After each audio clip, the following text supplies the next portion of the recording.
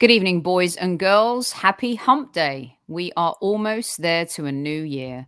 My goodness, what a year it has been. One of our favorite journalists, broadcasters, news reporters is in the house tonight. Here we go, Gooners.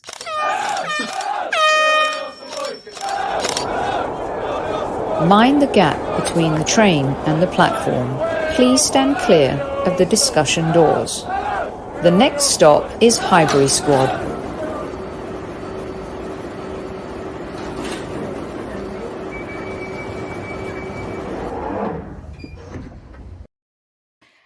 Good evening, everyone. Welcome to another live edition of the Highbury Squad. Many of you will be listening on replay. We totally get it. It's Christmas in between New Year week. There's lots going on with the family and a football match on as well. Although who wants to sit and watch Chelsea beat Brighton? Not me.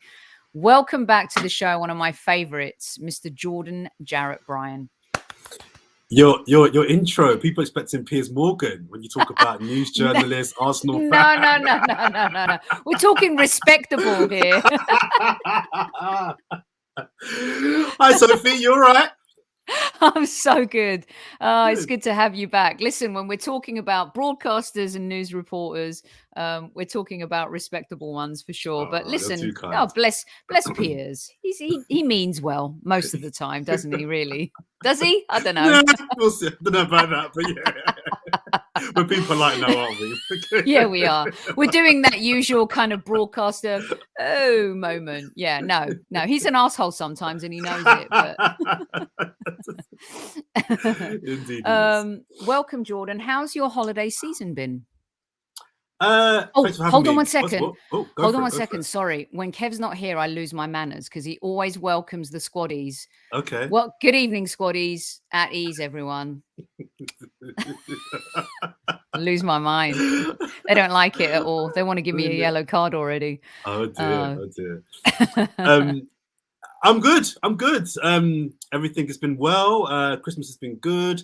I'm healthy and happy. I've just been working through Christmas, really. I'm not crazy about Christmas. Why? So I don't have any kids. I'm not religious.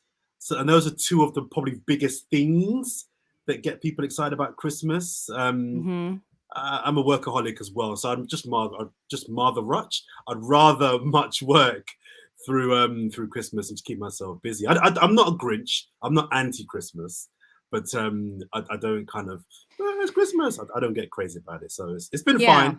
Get through it and move on. That's what I do. No, I totally get it. Christmas is a kind of bizarre time of year too. There's so much joy for so many, but there's also the reality of life. And I have kids.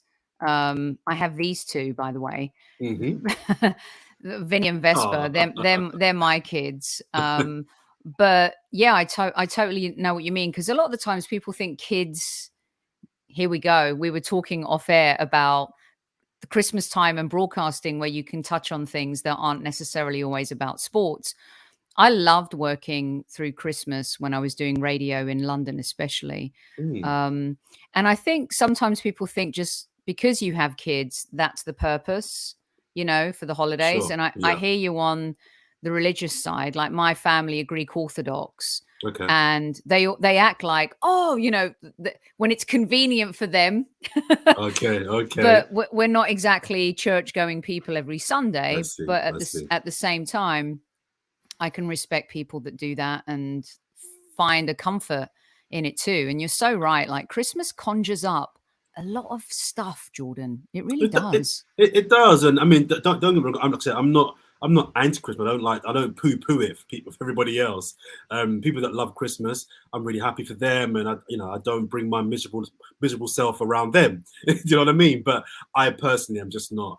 I've never, since I've been a young adult, I've never really been big on it. So, like I say, I kind of tolerate it rather than embrace it.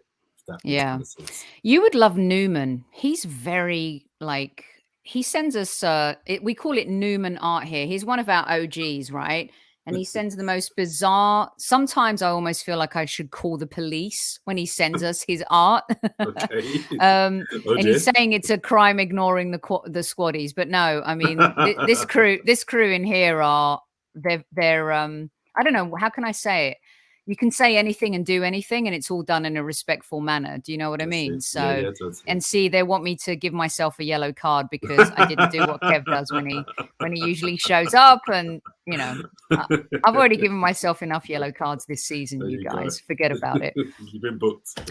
All right, here's the agenda for tonight with Jordan.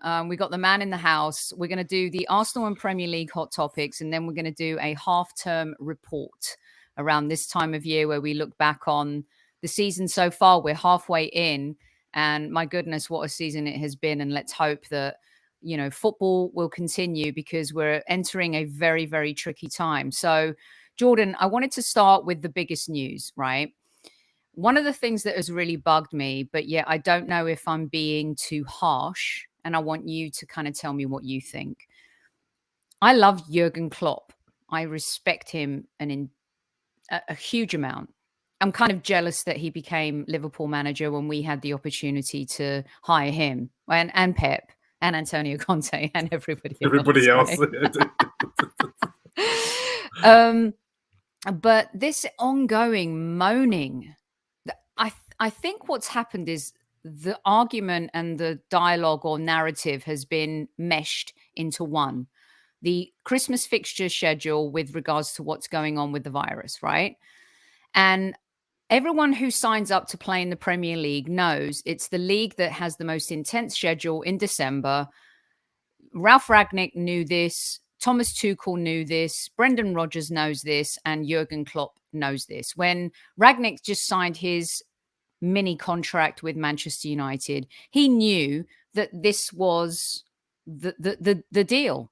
We've grown up with football. Kevin is adamant about, he loved playing during the holiday season. Dean Saunders has talked on TalkSport about loving playing during this time. Can you talk me through a little bit about, I want to separate the two a little bit, because the fixture schedule and the moaning of it, and now games being cancelled because of injuries versus the reality and the truth of the pandemic we're dealing with. What's your take on that? What's everyone at Channel 4 talking about with that too in your reporting? Well, I think starting with Jurgen Klopp, I think what's important to note is that he is talking, as he says, from a position of player welfare.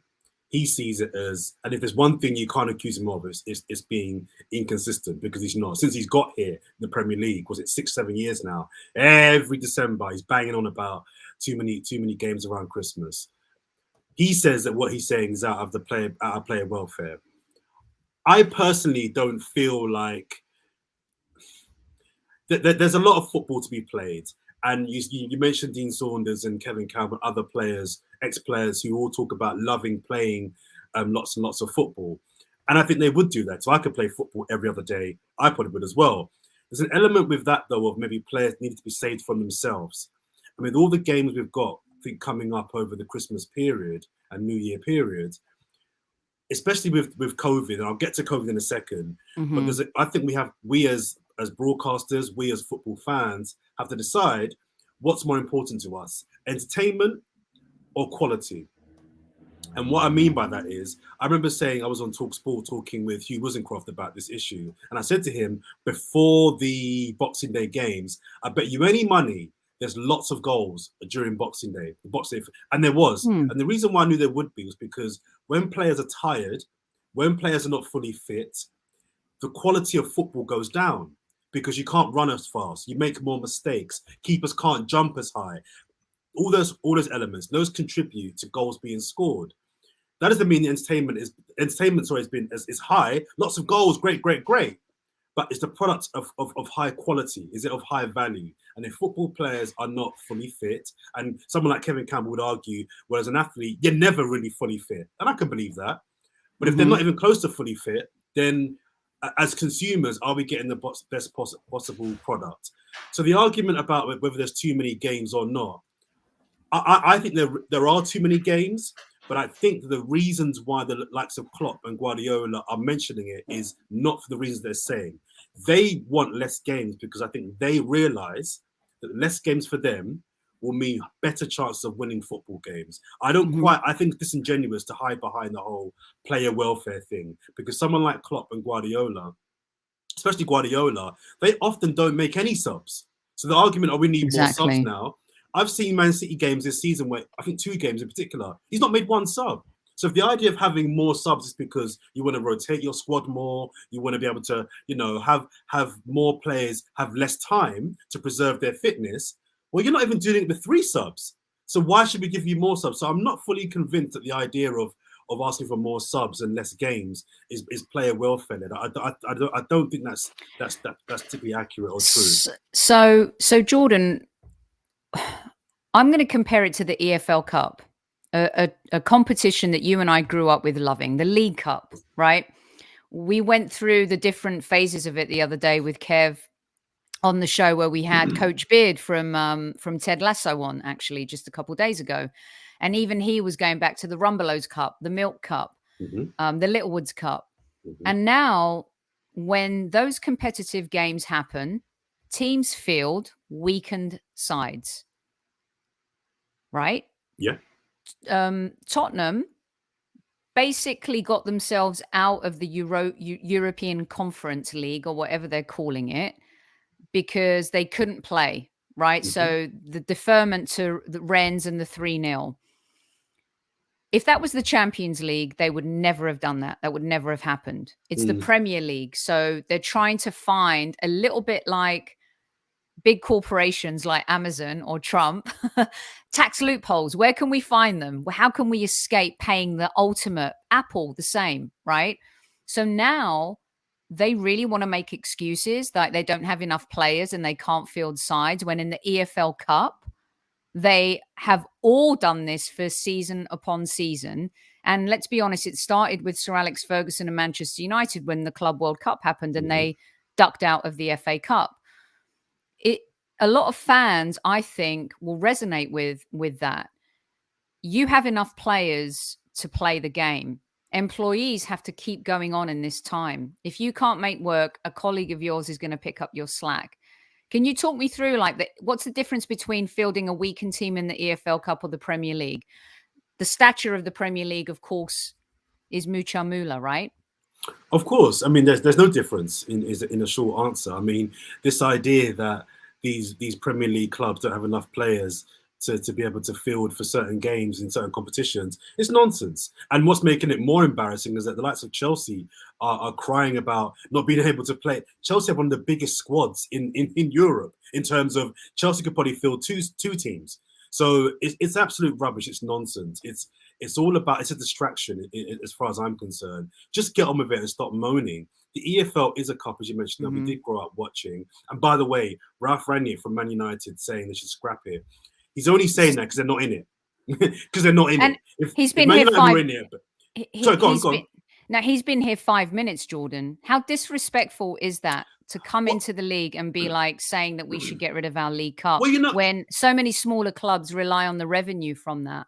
Totally. So I'm not personally bothered by him saying it because he's only been here 5 minutes. Because if you come to this league after 5 minutes and you say something that's true, that comment shouldn't be discounted just because you've arrived here. So I actually think, this is my personal opinion, I think the EFL Cup should be scrapped. But I also acknowledge what you've just said, that maybe I'm an Arsenal snob, and for teams low down the food chain, they rely on the EFL. They need that income. They need that money. So how dare I, as an Arsenal fan, that don't have to worry about money, infer or comment on it being scrapped. But he's only saying that, Sophie, because they're not in it. If Man United was still in the EFL Cup, he would never say that. So that's massive sour grapes for me. Even if he thought it, even if he thought genuinely, you know what? The best way to get less games in this league for player welfare, even if he believed it, if Man United were in the EFL still, he wouldn't publicly say it. He just wouldn't. But he can say it publicly because nothing to lose. Exactly. So I'm not taking him seriously. But I am probably on the side of the fence that do we still need 2 cup competitions? The idea that it's tradition. Yes, we do.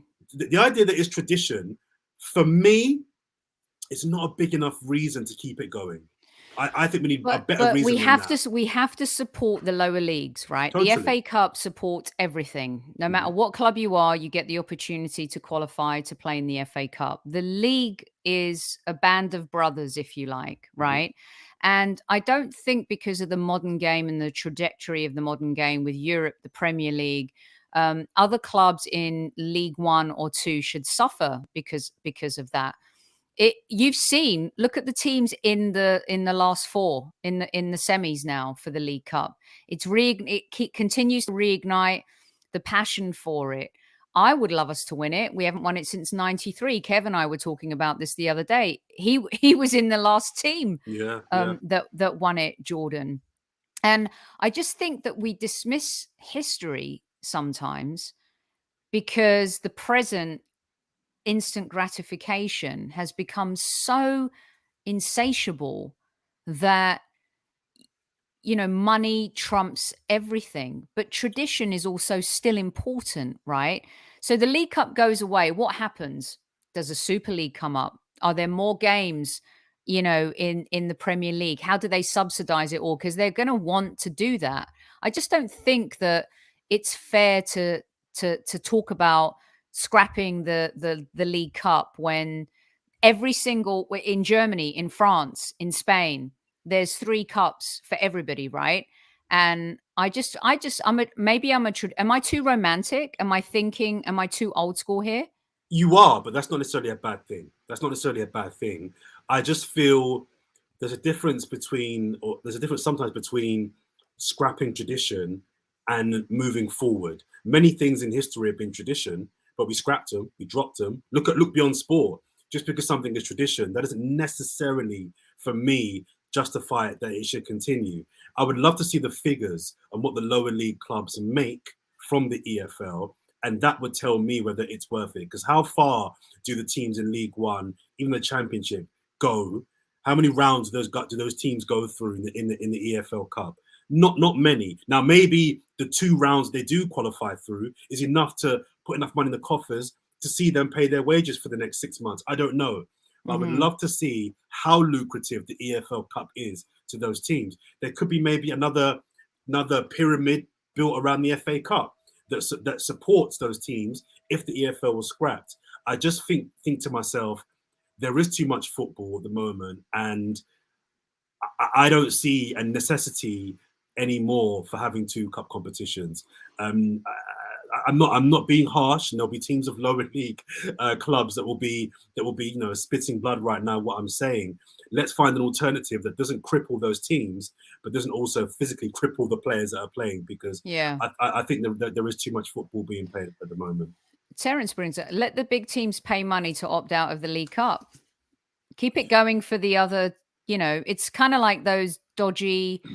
What are they called? Jordan, you would know better than me. Some dodgy. When you say dodgy, I would know. I get worried there, Sophie. What the hell? What are you trying to say? No, because you're so much more informed. Those trophies that happen at the end of the season, and I'm like, oh, what cup is that being played at Wembley? It's for non-league teams. The Johnson Paint Trophy. Yeah. Like, why give it up completely? Let these teams compete. But I'd like to get to you on this fixture list and the COVID versus injuries. The Wimbledon. Did you see the Wimbledon?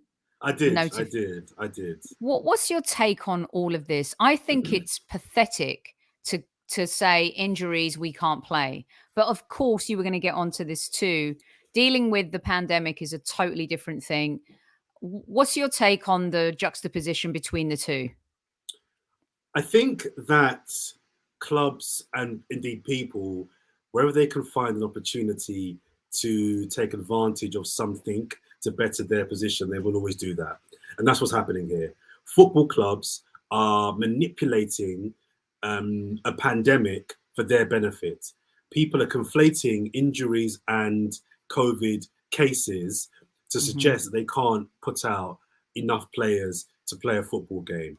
Now, the reason why that is dangerous is because it's going to really warp the back end of the season, first of all, because those games have got to get played. So if you play them now or in 2 months' time, they're gonna have to get played. And you're gonna have a scenario whereby, because you were lying, essentially, you have to now play 6 games in 2 weeks. That's what it's going to get down to, something stupid like that. I think it's very immoral, but I'm totally not surprising that football clubs are using COVID as a way of trying to. So Newcastle, for example, for me it was obvious after Callum Wilson and Alan St-Maximin went down injured in that game. Totally agree. It was so obvious. The next day they were going to come out and say we can't play Everton. It was so obvious. What they're trying to do is they're trying to get to the January transfer window as quickly as possible, delay as many games as possible, so they can get those 2-star players back in, but also buy some players. They're trying to bring some players in. So all these things for me are very, very. It's so not cool. I don't have anything kind of more to say on the whole COVID thing beyond what I can see happening, Sophie, is that I can see a situation whereby a name and shame culture starts to happen within football. And what I mean by that is we're going to get to a point now where clubs are going to be put under pressure, or even put their players under pressure to reveal who is jabbed and who is not jabbed. And then for me, that will create 2 things.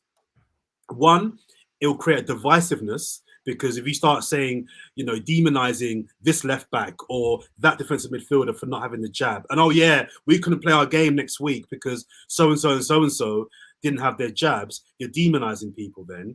But the other reason why it's dangerous as well is that, well, not even dangerous, but for me, it will be interesting is what happens when the asset of that club reveals to have not had the jab. So, for example, what happens if Ronaldo says, I'm not having the jab? What do United do then? What are they going to do? he's your biggest asset. What are you going to do at Arsenal? If Xhaka says, no, I'm not getting the jab, what do Arsenal do then? So it's one thing clubs putting pressure inadvertently on players to be jabbed, but it's another thing when the players are telling you, and some are saying, I don't want to be jabbed. What then? But also, Jordan, we're seeing our own manager who has COVID again and has been triple jabbed. Yeah. This is well, there's that as well. The argument that we need to all be jabbed is slightly weakened when the people that are saying get jabbed.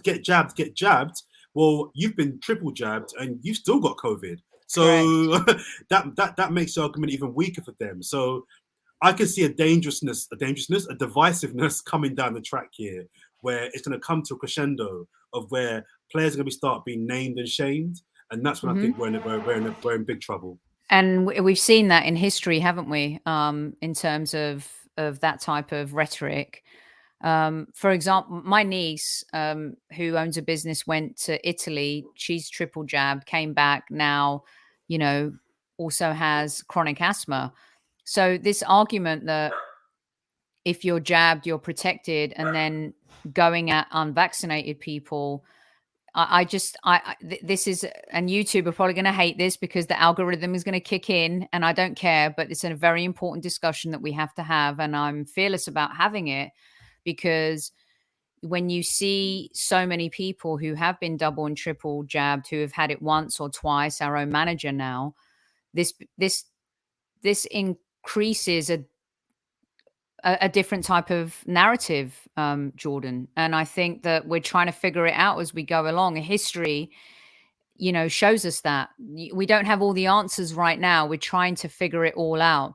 Entertainment, it's like that gladiator moment, isn't it? Are you not entertained? Yeah. People just want to come into an arena and see men fight at the cost of their own lives. But at what cost are we going to carry on with all of this? But at the same time, I just feel like we can't pinpoint and we can't vilify people because of a belief or a medical condition. And it's such tricky ground. Sometimes, Jordan, I'm going to be honest with you, as a broadcaster and a host of the show, I don't quite know how to navigate the conversation because I don't want it to come across one way or the other. Does that make sense? That makes total sense. I know where you're coming from, because it's so sensitive. Whichever line you take, the other side are going to be so vengeful and angry about what stance you take. I think you just got to speak your truth. I think you've got to just speak to the facts as you know them and kind of stick to that, really. I mean, there are reasons why people in the type of football and out of football don't want to be jabbed. Now, whether those reasons are to be believed or taken seriously You have to judge that on a case-by-case basis. But what I do know is people shouldn't be demonized and called, government followers for taking the jab, just in the same way you should be demonized and called selfish if you don't take the jab. I think you've got to do what you feel is best for you and yours. The counter argument is, where we're a society, how can we all function if we're not all?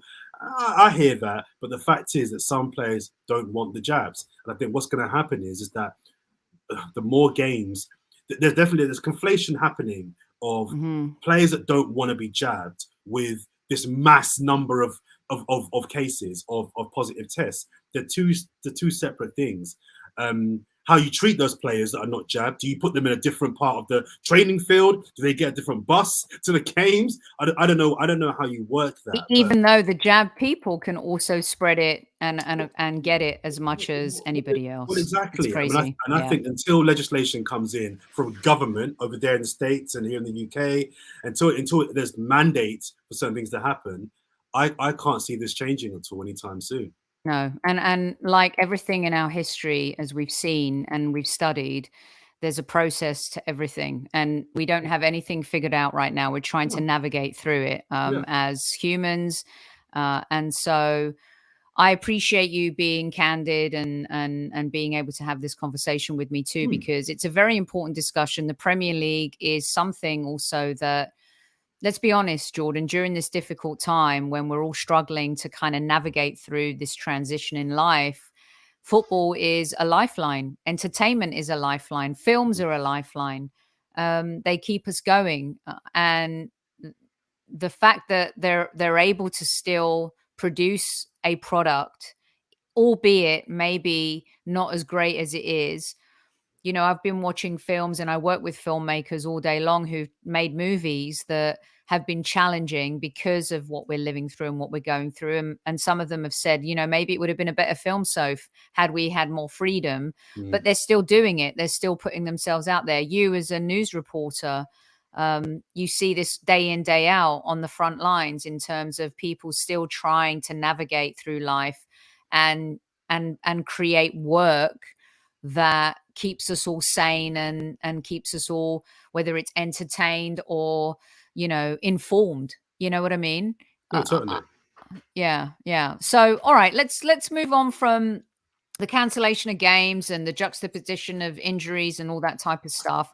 I have got a video for you sent especially from an Arsenal and maybe, someone we all know. Here we go. Sophie, Jordan, Squaddies, at ease, everybody. Take it easy.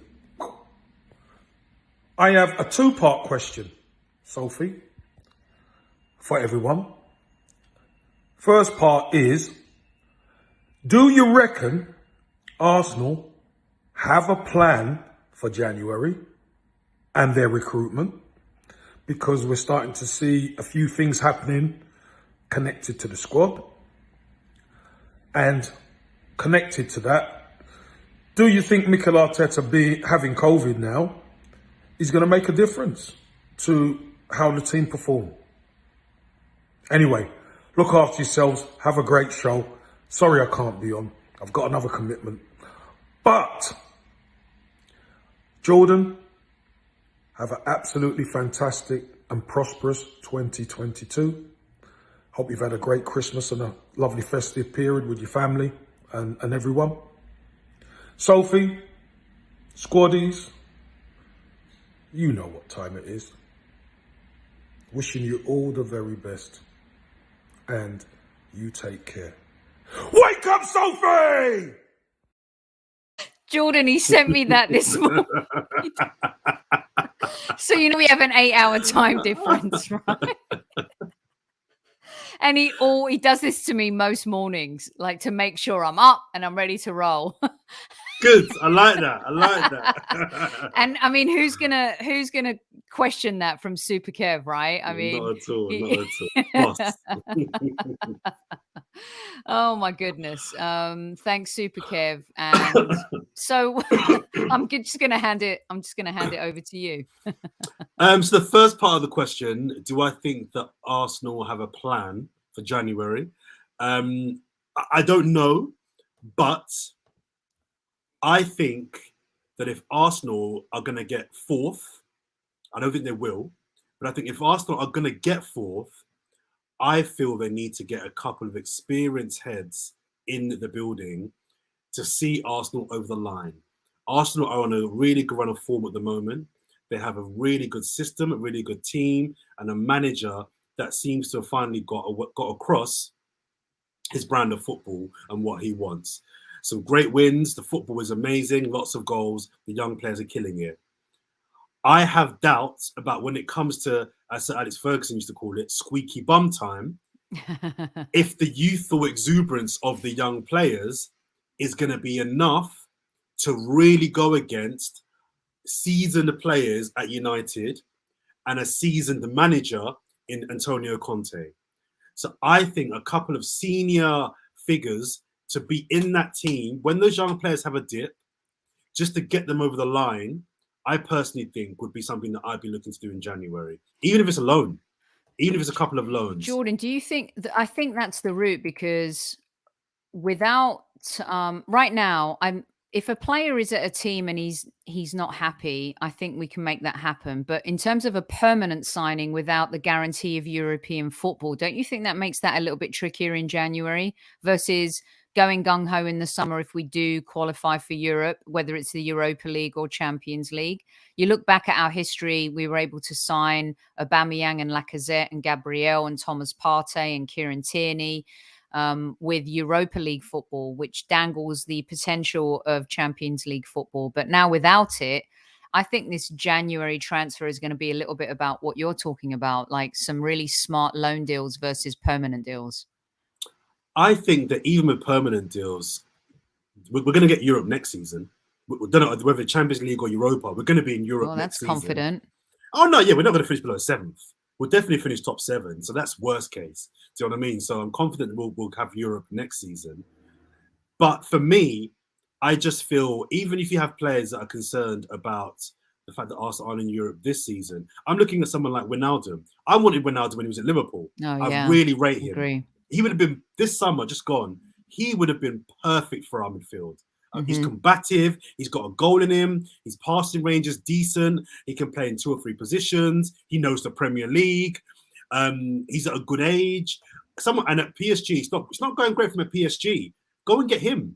Go and pick him up on a free in January and bring him in. Just someone that can actually buff up the squad with a bit of experience. Now, having said all of that, I'm not so sure there'll be a lot of business done in January, period.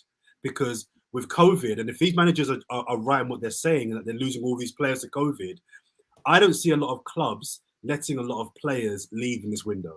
Because why would you? If you feel that COVID is ripping through your squad, you need as many bodies as you can. So I don't think there's going to be a lot of business done in this window, full stop.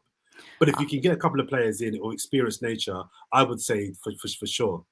I don't either. Kev agrees with you. We're huge fans of Wijnaldum. He moved to PSG, and I don't blame him at all in terms of what he was offered. Like, you can't turn that type of stuff down, especially in these new times we're living in. You got a footballer's shelf life is so finite. They've got to take care of themselves and their families. But I do still think he has something to offer. The argument about Coutinho coming in on a loan, the news is galvanizing more for a Newcastle move. With African Cup of Nations coming, Maitland-Niles to Roma in January, we wouldn't make that move or deal, would we, Jordan, without knowing who might be coming in? I hope so. I bloody hope so, because with Partey leaving, I think it's criminal to let Maitland-Niles go. I think it's absolutely criminal. Too. I just think even if you don't have any plans for him long term, like I said, you just need bodies. At this point now, everybody just needs bodies in the building. So to let somebody go when you know in that position your main man will be gone for a month at the African Cup of Nations, for me, feels very, very stupid. Unless, like you say, we're either A, bring in fact 2, because Elneny goes as well, I think. Yes, he does. You're bringing somebody in out from the outside to fill that role, or you've got some kid in the under 23s who you think can come in and do a job until Partey comes back. But for Jordan, me, I wouldn't let anybody go. Is it too soon for Patino to step? Don't Yeah, you feel? yeah. No, yeah, much too You soon. can't rely on someone like No, that. no, right? no. I mean, give him 10 minutes here, 10 minutes in the EFL Cup. We've got to be looking at him in the next 2 years. Yeah. I think it's too soon, personally. What my fear is that what we do at Arsenal in the last few years is we throw these young talented players in too early and too soon, and then the development gets stunted because the responsibility on them is so large. That happened with Wiltshire. That happened with, to some degree, Oxlade-Chamberlain, Kieran Gibbs. They just were thrown in too early. Well, even Cesc, who wasn't homegrown, there's so much, we relied so much on him, didn't we? Well, at least he had Henry and Van Persie and some senior-ish players around him, at least. Yeah. At the start, yeah. But I wouldn't want Patino to be thrown in because I don't think we have the senior players at the moment to be able to see him through. So would you try and go in for a Basuma? Yes, I would. Yes, I would. In January. Why not try and go 100%. Go and offer Brighton 50 million and go and take him. Yeah. Go and take him. That's what I would do. All right. So thanks, Kevin, for your question. Super Kev, by the way, has been celebrating. Check out this picture, you guys. I love this. This is such a great picture. It's Tyrese, his son's birthday. He just turned 22. And when Kev was captain of Everton, this is a picture of him and Ty. It's amazing. What a beautiful kind of story, isn't it? Now Tyrese is smashing it at Stoke, and he's definitely going to be a player that is sought after as well. So he's off enjoying some family time and hanging out with his son, and just really wonderful stuff. Love it. Thanks, Super Kev, for sending in your question to us. All right, Jordan, I'm going to get you out on these quick fire ones as well. So I wanted to talk to you about the homegrown talent, because as England fans, we want Rashford and Greenwood and Jordan Sancho to be really good. But there's something I relish about United suffering. I don't want to be an evil human being. But the reality is when Arsenal I'm loving it, Soph. I'm loving it. Absolutely loving it. Okay, good. We're on the same page then here. Because I also look at the behavior of Foden and Grealish, and call me crazy, I'd rather have Emile Smith-Rowe's maturity and personality and Saka's than Foden and Grealish, who seem to be, dare I say, with respect, white boys. Yeah. Yes, I agree with you there. I mean, there's an element of spoiledness. I think with Grealish and Foden in particular, they just come across as spoiled. I think Grealish is an absolute idiot. He's got form for acting out. So to be fair, so does Foden as well. But I'm loving the growth in terms of their maturity and as young men that I'm seeing from Saka and Emile Smith-Rowe. I mean, after the Euros and what happened in that final, there was talk about how it would affect Saka this season. And I had no issues. I had no qualms that he would deal with it fine and he would kick on this season. That's exactly what he's done. I didn't think there would be the backlash towards Saka that I think people thought there might because of what happened at Euro 96. I think we're past that now. I don't think we demonize players anymore for missing penalties. Yeah, there was a couple of weeks of racism that he suffered, which was to be expected. But it was nothing like Southgate in terms of it was going for it was like 2 years. Do you know what I mean? Of abuse and even longer. Yeah, so, I mean, and Beckham being burned in effigy. Outside, West London. I think we're past that. Yeah. It was West Ham, wasn't it? Yeah. So I didn't have any concerns about Saka, but every single time he plays, I just see a young man that wants to get his head down and just wants to be better. Just wants to be better. And I think Emile Smith-Rowe feels very comfortable in having someone like Saka that's come through the ranks with him in the team. They're living the dream. They're living the dream. They're playing for Arsenal's first team and starring in it after being youth products. So I agree. I'd much rather have Saka and Emile Smith-Rowe. Now, I hope they don't mug us off. And this time next week, they're on the back page or front pages for doing a madness. Just don't do that. But so far, I'm loving their growth for sure. Yeah. I don't think they have it in them. I think their personalities are very different. Otherwise, we would have seen that already. Grealish has shown that. I think Foden has shown that. Rashford's a great kid off the pitch, let's be honest. Greenwood has had his own issues, but I think they don't stem from partying and doing crazy stuff. I think his issues are completely different. And I think he is a mega talent. I think he's much more talented than Rashford. I don't know what's happened. I think he's the best young talent in the country, personally. I think he is. And, there's part of me that doesn't want to feel for them having to deal with Bruno Fernandes and Ronaldo and some of these characters, especially as young English players coming through. But nobody ever...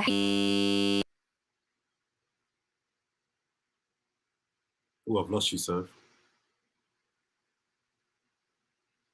It happens every now and again, Jordan. It's all right. It's okay. Yeah. But nobody has sympathy for us. But I wanted to ask you the maturity level between, I think, our young players, and I will throw Martinelli's not a Hale End boy. But if I throw in our young players versus theirs, I feel very confident about where we're going with this young group. I guess I do too. I mean, I would be slightly hesitant about making it kind of club allegiances, because I think every club is going to have kids that are going to act up. Like I said, I mean, I was half joking earlier on about Emile Smith-Rowe and Bukayo Saka mugging us off, because I have no doubt that at some point one of those kids we've got is going to do something stupid. It's going to embarrass them, the club, and the fan base. They're young people. There's an element for me that we're in a pandemic, and these guys, I've been very harsh on a lot of these footballers in the last couple of years. You've got all your multimillionaires. You can find ways to have fun, but don't break the law. But I also have a little bit of sympathy in that these guys that, when the pandemic started, 18, 19, 20 years old. When we were that age, we could go out and have fun. We could go, and they've been locked up, so to speak, for their youthful. They should be having fun. Now, I know they're professional footballers, so that comes first. But there's a smidgen of sympathy that these are young boys that just want to have fun and sometimes cross the line. My issue is when it happens more than once. Do you know what I mean? Foden and Grealish. This is not just a one-off. They messed up. Slap on the wrist. This is 2, 3, 4 times now. Yeah. So yeah, Saka and Emile Smith-Rowe, I think so far so good. But I don't think it's not necessarily about we've got youngsters that are better than are being brought up better than their youngsters. I just think it's a case of we have a good crop of youngsters, but I think at some point they're going to mess up, because that's what humans do, and that's what young people do. Yeah, like Lone Star Londoner says, if I was 23 again, I'd be crucified. We've all done it, and we've all been there for sure. I met Phil Foden when City were in LA about 4 years ago, and I have to say, Jordan, seeing him on the training field, even Aguero and De Bruyne and Pep, when he did things in that training session that we were all able to watch, it was insane. And I hope he's not, and I say this just as kind of journalists talking to each other, I hope he doesn't end up being like a Gaza, not in the sense of being an alcoholic and stuff like that, but wasting his talent. Sure. Really making sure that he maximizes his talent. Because let me tell you something, my goodness, I was blown away. I couldn't believe what I was seeing one-on-one with just, and seeing his teammates react to him and the way he was playing and what he was doing. He's insane. He's insane. He's a different level. He's a different level. Okay, another one I have to ask you about is the Xhaka interview with The Athletic. His comment about Lacazette being captain and never being late. And also, is there redemption for Xhaka, Jordan? What's your take? No, not for me. I think Xhaka, I mean, he's not going anywhere anytime soon, so we kind of have to use him. If I could sell him, I would, but we can't at the moment. And the reason why I say that is because despite him contributing in the last, handful of games, I think he's been pretty decent actually this season. I still can't get my head around somebody that does the same stupid thing time and time again. I mean, he should have been sent off against Leeds. He should have gone. He should have gone against Leeds. And it's a very Xhaka tackle. I'm verbing. That's how bad it is now. It's a verb. There's a Xhaka tackle. He's got himself a bloody verb. Do you know what I mean? It's like there's a tackle that anybody can make that's a Xhaka tackle. It's just dumb and brainless. And he doesn't seem to be learning from it. He's not 19 years old. It's not the first or second time. It's over 6 years now that at least twice a season he does it. And for me, that is unforgivable. It's unforgivable. And whilst there are qualities about Xhaka that I like, the overall package and the overall synopsis of Xhaka is that he will let you down. He will let you down. And I think if we're trying to move forward now into a new era, I think people like Xhaka have to be part of the past. He's had plenty of chances. He's had the captain's armband on 2 separate occasions. He's been stripped of it, and then he kind of got it back, didn't he, for a little while? I think just before Aubameyang got it. Sorry, no, Aubameyang I think was injured or was out for a couple of days. Well, Aubameyang inherited it from Xhaka after the debacle at the Emirates where he threw his shirt down. That's right. But then Xhaka got it back. I think there was a game where Aubameyang came off and he handed the armband to. But anyway, yeah, and Arteta gave it to him as well. He did. Yeah. So I think that there are qualities to Xhaka that I like I said. But I think overall he's not the level of what Arsenal. If we want to win the Premier League, and that should be the ultimate goal, he's not good enough. He's not got the intelligence. For me, he's combative. I like that. He backs his teammates. I like that. He's got a good range of passing. I like that. But for me, if I can't rely on you, that all means nothing. Right. He has shithousery, but it's not smart. I think Tierney has shithousery and it's well channeled and smart, right? Yeah. And I also think that look at the transition since Ober's left with the young guns up front and the speed that we've kind of garnered without him. And being given that opportunity, especially Martinelli, I think that the same should be said for the midfield and giving Sambi an opportunity the same way Martinelli has been given an opportunity up front. Because I think Sambi plays the ball faster. I think he's a bit more of a visionary. He was captain of Anderlecht, made captain by Vincent Kompany. At some point, I think we're going to have to move on from that, and especially when Xhaka was flirting with Mourinho all summer and talking about Rome being the city. I totally agree with you on that. All right, so sorry, just super briefly. No, go on. The reason why, and I'm just making a guess here, I can only guess the reason why Arteta hasn't done that is because with no Aubameyang as well. If you then drop Xhaka for Lokonga, you then have pretty much no senior players in that whole team.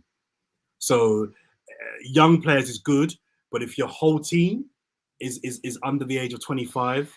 But I think Lacazette brings a different value of the senior player. I think Thomas Partey, maybe he hasn't played as well, but I think players respect him. As young as people think Gabriel is, I think he has this level of maturity that is on another level. I think Tierney the same. I don't look at Tierney as a young player, even though he's young. You know, I see Gabriel as a young guy, but he's got this level. I think Tomiyasu, for his age, seems like a 30-year-old dude who has had an abundance of experience. Do you know what I mean? I think we have naivety in our play sometimes because we're young, but I think players are mature. And that's what I mean. I'm not so much talking about experience in terms of age. I'm talking about games under the belt. So you can be 23 years old, but have played 300 senior games. I don't know if we've got, bar Lacazette, anybody in our team that's got 200-300 games under their belt. And that for me is not about age. That's just about experience. Xhaka's got 300 games under his belt plus Aubameyang. That's not why you should actually play them. I'm just kind of guessing as to why maybe Arteta is picking Xhaka, because he's thinking, I need somebody in the team that has that experience of having played at the top level for 8, 9, 10 years.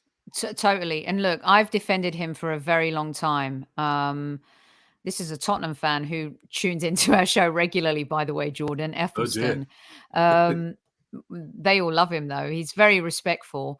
And I defended him for a long time, but with the stupid mistakes like the sending off at City, the issue at Burnley, the Crystal Palace moment, you know, you want, I think the problem is that his mistakes have been so glaring and such under.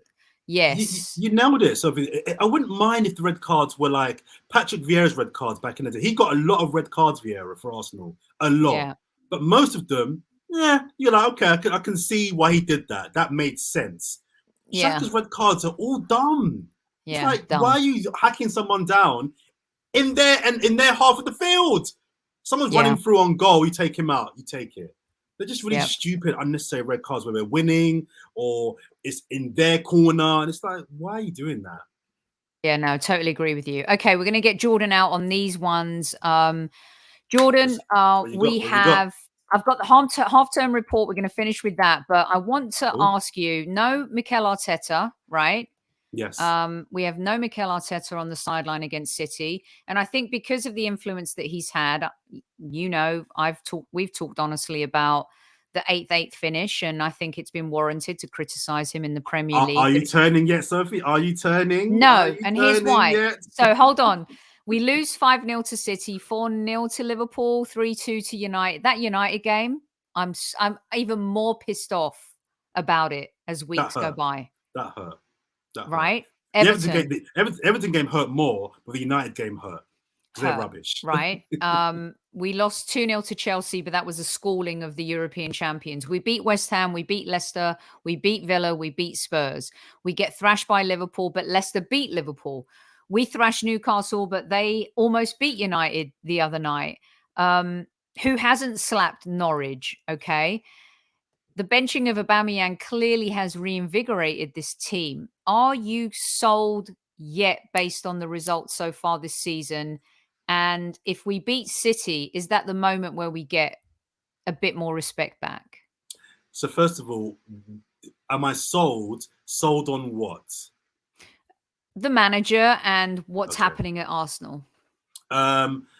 So I think you nailed it at the end there. I think if we not even beat City, but compete and show ourselves in a respectable standing against City, I will be sold. I got suckered into the Arteta project because I've been Team Arteta from the get-go. And I really got suckered in that first 10-game run. And we got slapped by Liverpool, as you said. I was like, okay, actually, we are still miles off the best teams in the country. This recent run, I've been very much more, I don't want to kind of get, I'm not falling for it again. Because although we beat West Ham, but we're seeing now West Ham are a bit all over the place. They're up and down at the moment. We've not beaten anybody else really of substance. So I would say the City game is a really big marker in terms of, is he going to just continuously get slapped by City and Liverpool and Chelsea and we can beat and bully everybody else? Or can he at least, at the bare minimum, compete with Manchester City? I thought before, and if this isn't club bias, I actually thought that, I was saying on other podcasts, we would beat Man City this weekend. I thought we'd beat them. With Arteta not being there now, I don't think that anymore. I don't. Because I think people underestimate the influence and the power of not having a manager on the sidelines. There's some crazy stat going around in Premier League history, or definitely since OptaStats have been doing stats around when the manager isn't there, the club very, very rarely wins, or the team very, very rarely wins. Now, I don't want to put it all on Arteta, but I think that influence of not having your manager on the sideline, I think the players, even 2%, slightly drop off. You're not quite on your toes. So I'm not, and I don't want to use that as an excuse as to why we may lose 5-0 on the weekend. But I'm not as confident as I was 48 hours ago, or 24 hours ago even.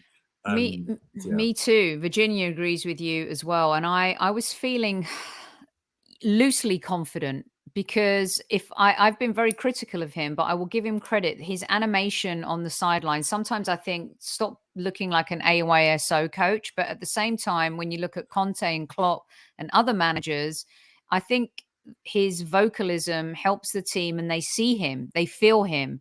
But now we're going to see a different Arsenal, right? How is this team in tune with the manager, even if he isn't there? And I think that's going to be a massive challenge for us. If this was Norwich, I'd be like, okay, fine. But it's City, his old club as well, and a team we've suffered against so much in the recent history, a team we used to slap back in the day, Jordan. You know, light foods, we say where I'm from. Yeah.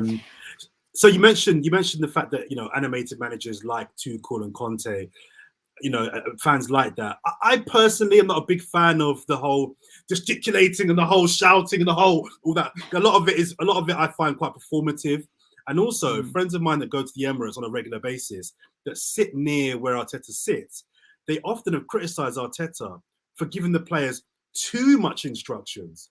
So especially Gabriel like Martinelli, micromanaging. Yeah. So sometimes the shouting on the sideline can actually backfire. And one of the things I've heard from multiple people, they say that when you stand behind Mikel Arteta on the sidelines, if anything, he's too animated. He's giving them too many instructions. So I don't know. I'd rather he was there than not. But I am concerned. I'm definitely concerned about him not being there this weekend for sure. Yeah. I don't like to be micromanaged in my job. I'm sure you don't either. There's this element of, I like to know my boss is there and I can call upon them, but I totally know what you mean. And I actually, that was something that I thought early on. And in the water breaks in Project Restart, you could sense that was a moment he loved, him being able to get into them to kind of, you know, get his communication across. So, let's see. This is going to be a massive test. Let's see. I think so. Right. I think We've got 5 minutes left with Jordan. I've gone way over time. That's all right. All right. Okay. So the half-term report, Jordan. Okay. So I wanted to share this with you because Jamie Carragher and Gary Neville, who've become caricatures of themselves, in my opinion, their half-term awards report for best player, young players, signing of the summer, best coaching performance. I wanted to share with you and then get your take. Their best player so far this season is Salah, young player Foden, signing of the summer. Jose Sarr was Gary Neville's and Ramsdale was Carragher's. Best coaching performance, Pep Guardiola. Here on NBC with one of my favorites, Robbie Earle, part of the Crazy Gang back in the day, and Robbie Mustoe, a Middlesbrough legend. Robbie had Mikel as his coach of the season, and Robbie, a close, had Pep. Ramsdale was part of both of their best 11s, by the way. Okay. Who is so far your best player of the season? Mine, without doubt, is Salah. I think he's just been the best player in Europe, period. I think it's hard to look past Salah. Are we talking the calendar year or just the Premier League? Just our half-term report so far. Okay. Yeah, I think it's hard to look past Salah. I think he's been the best player in the calendar year as well. So yeah, is anybody even close? I mean, Gallagher, I think has been brilliant at Crystal Palace. Bernardo Silva has had a resurgence. Bernardo Silva, yeah. Silva's been brilliant. A couple of Arsenal players, Ramsdale, Tomiyasu, I think have been brilliant. Trying to think of anybody else. No, I think no. Virginia, Salah's not overrated. Salah's overrated. That's I understand we comment. Don't like Liverpool. I mean, let me be very clear. Nobody likes Liverpool more than me. But even that's a wild comment. I mean, that's a wild comment. I love that. All right. Your signing of the season so far. I'm not a homer here, and I'm not looking at this through my rose-colored glasses. No, you would never do that, would you? It's Rambo 2.0 for me, Jordan. That's funny you say that, actually, because he's not even, I don't think, Arsenal's best signing this summer. I think Arsenal's best signing this summer is my favorite player at the club now. I don't normally go all in on players straight away. This guy. But come on, let me see. Is it Tomiyasu? It's Tomiyasu. Tomiyasu is the right back we've been looking for since bloody Sagna, Bakary Sagna. I'm telling you, I love Tomiyasu. I love him. You know why I love him? So good. Because he's just normal.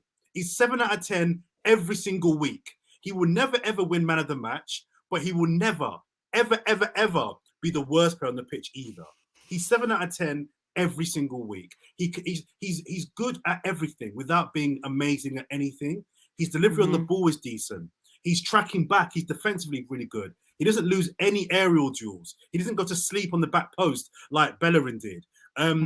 He's a good passer of the ball. He's physical. He's a good team player. He's got everything. So Tomiyasu is my guy. I love it. I'm not arguing with that at all. Quick shout out though to Gallagher again at Palace. I know it's a loan signing. Dennis at Watford has been very good as well. And Ronaldo for ruining Man United. I think that's got to be that's got to be up there with transfers of the season. But no, I'm going Tomiyasu. I love it, and hopefully Tommy's back for the City game. Okay, the young player of the season so far. I've named him 3 times already, but I think it's Gallagher at Palace again. I think he's been More than brilliant. Xhaka and Emile Smith-Rowe? I think it's close.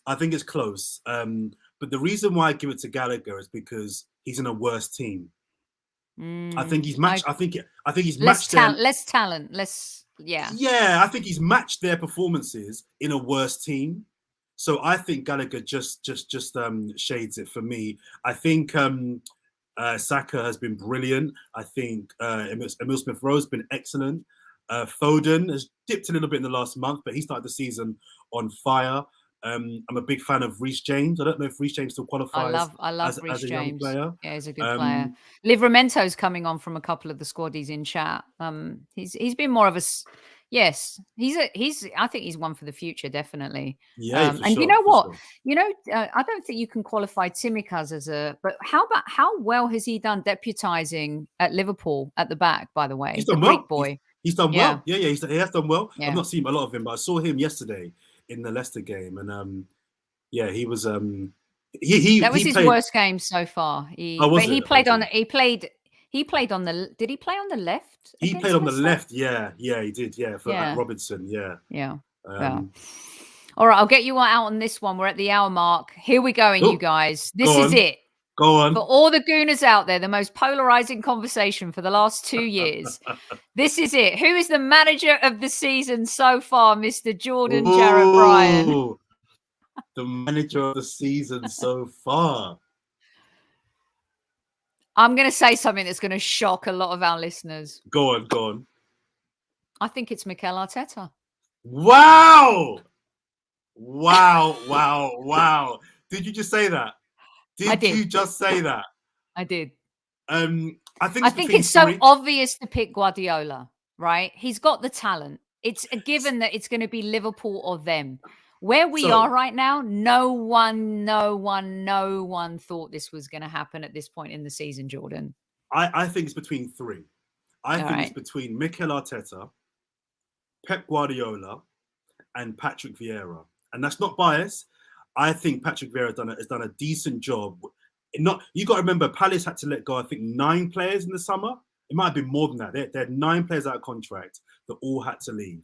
For him to bring in a handful of players in and have that team comfortable mid-table, playing a brand of football, I think is attractive. In his first job in England, for me, he deserves a credit, deserves a mention. Guardiola, yes, has the money and resources. But you've got to look at what he's doing with those resources. He's changing the game again. He's going to win back-to-back Premier League titles with no striker. That is not easy. That is not easy. And the other reason why, and look at what he's doing with Cancelo.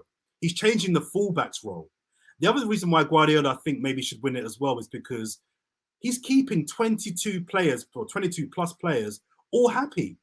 How do you keep 24, 25 international players? No one's moaning.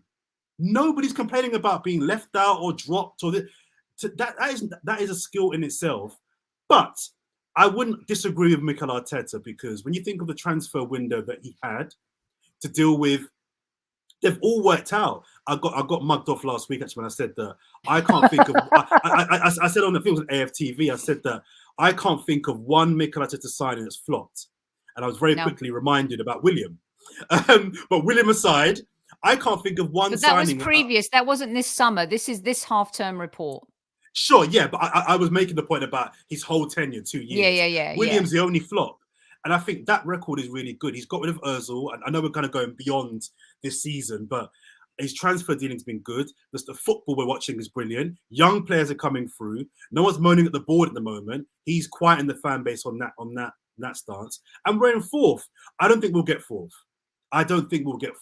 But right now we are 4th. And I think he deserves credit for that. So yeah, all right. Because you were humble enough to admit that Arteta's a bad boy. Let's go with Arteta. Listen, I think Moyes has done a great job. West Ham went through a dip. They got a great result. A couple of days ago. Arteta and Arsenal. Everyone with a dartboard. No one gives us a chance. We're always the joke of the league, and everyone ridiculed our signings in the summer. And this is only a half-term report, you guys. We're not talking about long-term here. This is what we see today. Just like I've always said, what I see and what I've seen, eighth finishes in the last 2 seasons and criticizing him.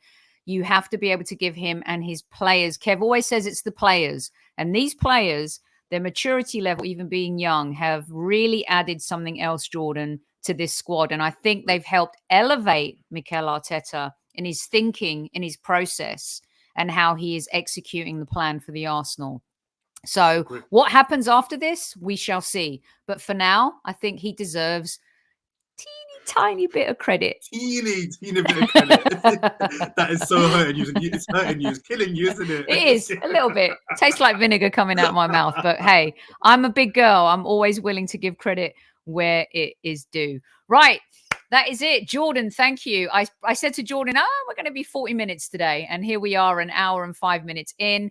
I'm off to have lunch with an Olympic gold winning volleyball coach, Jordan. I think you'd appreciate this. Mr. Lucas Slabe, who was the volleyball coach for the US women's national team at the Summer Olympics. Nice. Yes. And what are you doing for the rest of the night? I'm going to watch the rest of the football. Chelsea is still, to my frustration, winning 1-0. I've got some other work to do, and then I'm going to have an early night tonight. Okay, awesome. You'll come back, of course, before the season is over with myself. Anytime you want. Kev. Okay, lovely stuff. Squaddies, you've been absolutely epic. Jordan is a rock star. We love him so much. And you will be seeing him a lot more on the channel in the coming months as the season comes to a crescendo. In the meantime, stay safe, stay healthy. And as Kev would say, Squaddies at ease. Good night. We'll see you tomorrow. Super Kev will be back. And Jess will be back for Tactical Squad 2.